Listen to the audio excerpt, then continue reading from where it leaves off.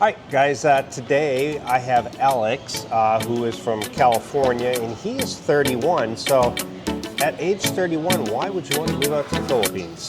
Stick around.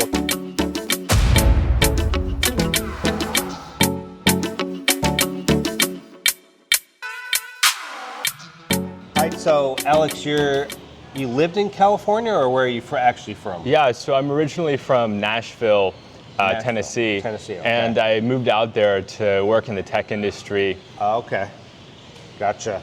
So at 31, you were telling me you're seriously considering about moving out here. And I know you first came out to the Philippines, what year? So I originally came out here in 2019. 2019. So you were, what, 26, 25? I just turned 27. 27, okay. And you went to Cagayan de Oro, Camigan Island, I believe, in Cebu. That's right. You were telling me you kind of wanted to get off the beaten track away from where the expats were, huh? Absolutely. So basically what brought me there is that I had a virtual assistant at the time from Cagayan de Oro. But part of my interest was that I felt like, and I've been to a number of different countries, my first trip, I like what I call immersion. I don't really know if I'll like it or not if I go to a Dumaguete, because it's easy to like Dumaguete. You're surrounded by other expats, you've got all your Western style restaurants, the city's not too big, so you're not going to be sitting in traffic very much. Right. It's just a really easy place to like, and so I felt like, why don't I go off the beaten path, check out some different places that are more what I would call immersive, and then I'll really know if I enjoy it or not. And I did. I had a blast. Gotcha. Now, after your first trip, did you at that point already say, I would love to live here?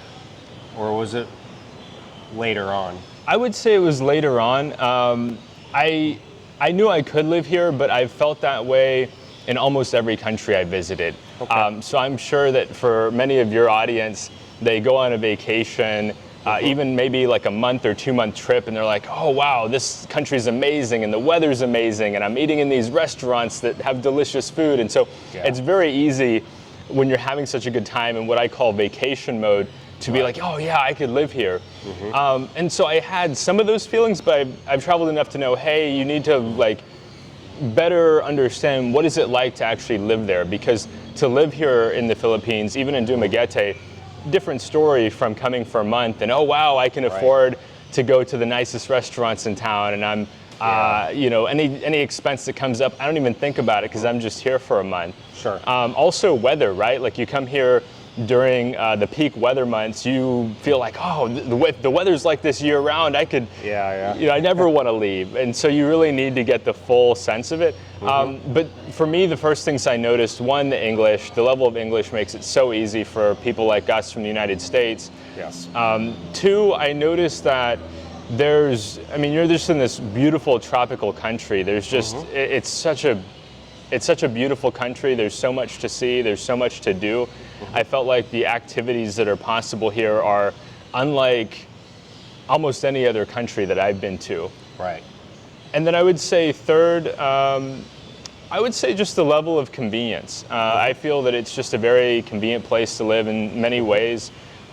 You've got, in terms of conveniences, you've got a lot of variety here. You've got the big city, you've got the small town, you've got 1,000 islands that are populated, and so any kind of range of what you want, you may have to put a little bit of time into taking a ferry or taking a flight or taking a jeepney or a cab, but you've got a lot to stimulate the mind, is the best way for me to put it. Yeah, for sure. Now at 31 though, is it just a plan of working online over here, or just saving up for the move, or a combination of the two? Or I'd say it's a combination of the two.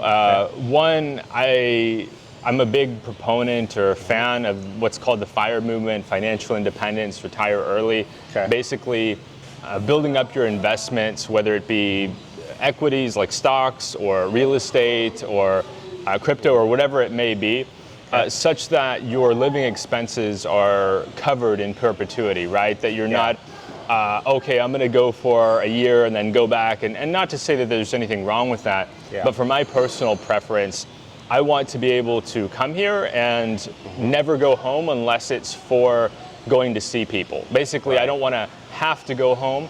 I only want to go home if it's a conscious choice.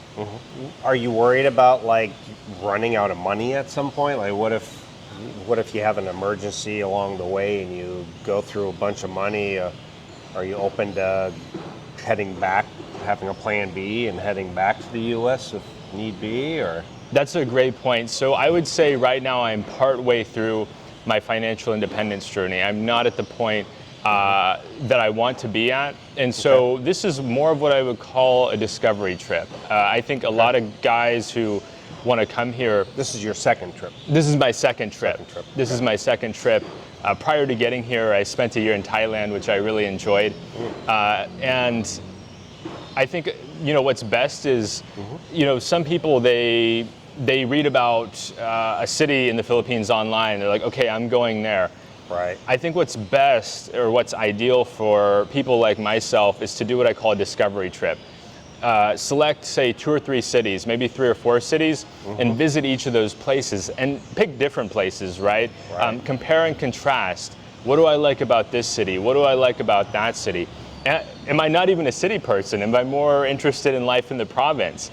Because some people, they might go direct to Manila and they are not a big city person and they're like, oh, the Philippines isn't what I expected, not realizing Manila is just one city in the Philippines. You've got many different locations throughout the country and each one fits different people differently.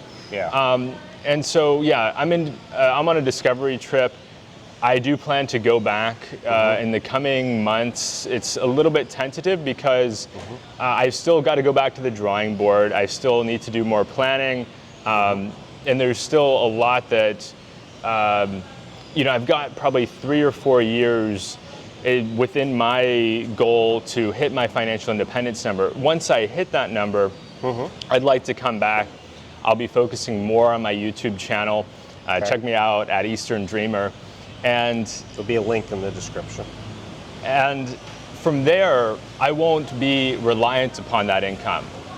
So I think one of the things that can be risky, in my opinion, is starting some kind of side hustle or side income, and you make the move, and then 6 months down the line, for whatever reason, it goes away. For whatever reason, it just doesn't pan out, and now you're scrambling. Maybe it's 3 years down the line, but you're not in the position where you could step away if need be. Maybe I have some incident befall me and I need to rely on my investment income. So that's just some of what's on my mind. Is I don't want to be in the position where, oh, I've got enough cash to live here for 4.5 years. Hope it works out, because 4.5 years from now, I'll be in my late 30s. I'll have not worked a traditional job in a number of years. I'll be going back. Yes, I do have friends and family to stay with, but I just don't like the idea of putting things totally up to chance. Do you worry about not collecting enough Social Security to, like, when you turn 62 to That's a great question, Gio. So I have mixed feelings about it. On one hand, I talk to a number of guys my age who are in their 30s, and a lot of guys my age, they feel like it may not be there. There's a deep concern among guys my age, like, hey, we're paying into this system every month with our checks. We have to pay it. It's in effect a tax.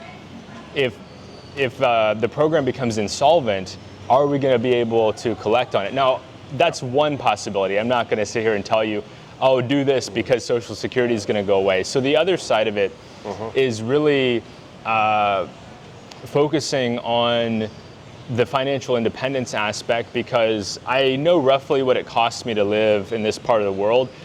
If I'm basing it off of investments, investment income typically rises with inflation. So if you're owning a rental property back in the US, your rent is going to go up a certain amount every year.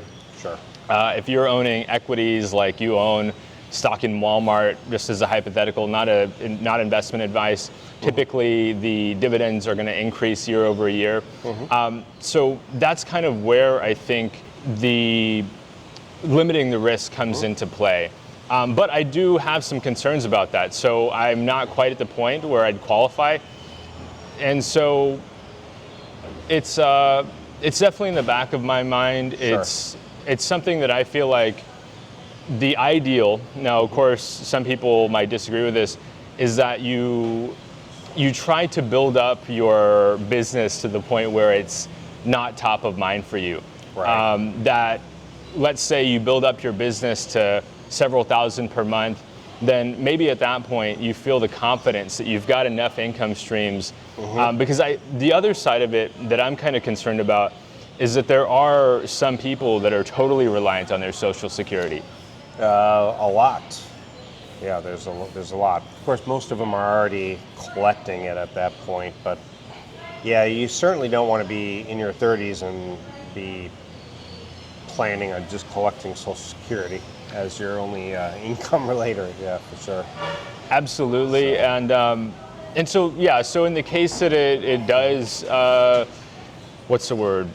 It does come up. That is a concern in the back of my mind. One of the things that also comes to my mind is, one, I will be likely going back to continue in my career path, but two, also, I think that it's possible, and correct me if I'm wrong, Gio, to pay in. So if you're an entrepreneur or you're a business owner, Right.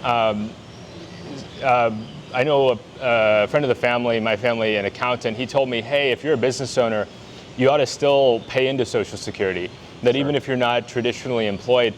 So that's the other part of it. If I were to stay here long term and have online income, I would consciously want to set aside money to pay into that, because you don't want to rely on it, but unfortunately sometimes things happen. Sometimes life goes in some directions that we didn't anticipate.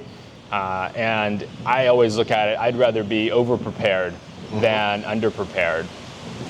So in reality, you're 3, 4, maybe 5 years out before you would actually make the move. So you would be around 35 or so. So that's quite a bit of income that you have to come up with as far as a savings. But really your main goal, if I understand this, is really to have a source of making income and not really have to rely on that invested income. Absolutely. I look at that as my fail-safe. If many things, not if everything goes wrong, but if many things go wrong, I've still got my rent paid. I've still got my food covered. I've still got health insurance covered, and my basic necessities are covered. My cost of life is covered, not my cost of living, but everything I need to sustain myself. At least your living expenses, anyway. Yeah, are you worried that, or at what point would you get to financially where you said, okay, I better head back to the U.S.? Like if you had some emergency and then it ended up taking a lot of your savings, because a lot of guys will wait, literally, that's why you get the homeless here. You'll see guys that are on the street because they've waited till they're literally down to their last $100 and now they can't get back home. I would say I've got an emergency fund that would cover several years of me living back in the States. And that's not all of my resources. But if I got down to that point where I had a multiple year runway, then that's when I would go back. So a little bit different scenario. I would not be going back with $100 just to rent an apartment. You're talking about thousands of dollars. I do own a car free and clear in the U.S., so I wouldn't be purchasing a vehicle. I've got. You'll keep that there? Yeah. So I keep that there with a friend of the family. It's parked there, and it's like I said, it's fully paid for. So there's limited expenses for me to get it up and going. Of course, I need to get car insurance, probably do some maintenance like getting the oil changed and that kind of thing. And then I've got a number of friends, close friends that are all. They're watching me from abroad. They're seeing my journey. They're so excited. And so for me to come back, I mean, a lot of people have told me, when are you coming back? We miss you so much. I don't think it's tomorrow, to be honest, but if it were in an emergent situation, a situation that was out of my control, I feel confident that I've got the financial runway and the what I would call social capital runway to get back, to land safely, to get a job. I have even now friends reaching out like, hey, if you need to, work a job, like that's available. Okay. The last thing about age, I know you didn't come out here specifically for finding a girl or anything, but at age 31, what is the dating scene like for a 31-year-old in California where you're at? Is it still pretty good, or is it not really? I'd say it's challenging. I look at California as being a state with a lot of industry. So you've got the film industry in SoCal. You've got, of course, the military in San Diego area. There's a Navy base there. There's an Air Force base in, I think, Northern California, maybe Fort Bragg. Or Fort Bragg's, North Carolina. Oh, sorry. Yeah. But I think there is some base up there. I'm not sure which one. Lompoc. There's in Lompoc. There's a base there, and then in San Francisco area you've got and San Jose you've got the tech industry. So you've got these industries that I think many would agree are predominantly male-oriented or male-dominated, especially in the past. Maybe less so in a more egalitarian time. But in the past, historically, these are very male-dominated industries. And so you have lots of guys moving to California, not just from the United States, but around the world. I mean, most of my friends in California are immigrants from different parts of the world. Right. And so you have this sort of imbalance where there's a ton of guys and there's just simply not as many gals.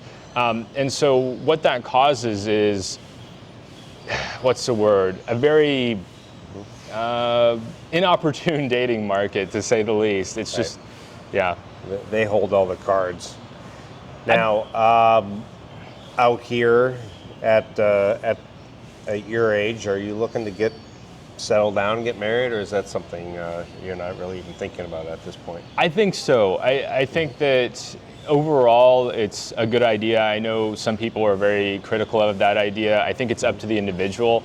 I would never tell you, hey, you should come be like me or be like Gio. You have to make a determination with your background, with your resources, with your life experience, what's right for you. But for me personally, I do see that being in my future. Whether that will happen tomorrow or 5 years from now or 10 years from now, I'm not exactly certain. But there's just so many really what I would consider quality young ladies here that they are looking for a committed relationship. Right. They are looking to eventually get married. I'm not sure yet if children are in the future. That's further out than getting in a relationship or getting married. But it is a country that I would say is very conducive to relationships. I think that where we're from in the U.S., it's generally harder on relationships. Cost of living is very high. Typically, both people have to work. Long commutes. Just the whole system is, I think, in my opinion, very hard on relationships. I see that within my own family. I'm sure some of you can attest to the same. But here it's the opposite. Here, most people, they see a single guy and they'll come up to me and ask, "Sir, are you single?" That happens to me at least once a day. At least once a day I'm getting asked, "Are you single?" And it's just, it's such a far cry from what I'm used to back home. At 31, do you get, like, sometimes they'll like to ask, why are you single? Do you live here? Are you moving here? So does that hurt you a little bit when you say, well, I don't live here, or I'm moving here eventually, but... Yeah, I think so. I mean, I think many guys, regardless of age, would like to live here. If they've invested the money in the plane ticket, if they've taken the time off work, if they've committed the resources to handle their business back home, like if they've got a mortgage back home or car payment, it's a pretty big lift to get over here. And I'm understanding that more and more as time goes along. So it does hurt, right? Like on some level, it's like, I want to be here long term right now. But the thing that gives me confidence is I've got a plan, and I've actually made strides for that plan. I decided I wanted to move to this part of the world in 2018. So back then I made a conscious decision. I will move over here. And I did live in Thailand for a year, so that was kind of me trying out Thailand. So I know I have a lot of confidence in where I'm going, and so it doesn't fully bother me. I think the flip side of that is that I've got a long runway, right? So if I were to meet the right person, then I know, hey, I hit 35, 36, then maybe 37. I may have another, say, 37 years over here, assuming everything goes well, assuming I remain in good health. So I try to look at the upside. It's not my normal kind of way. At times it can be a bit pessimistic, but I try to remind myself that when I'm in this country, I see so much resilience. I see so much strength in the people. I see people overcoming a lot. I see people smiling in the face of a lot of struggle, and I'm thinking, okay, if they can maintain an optimistic attitude with the struggles in their life, certainly I can do the same.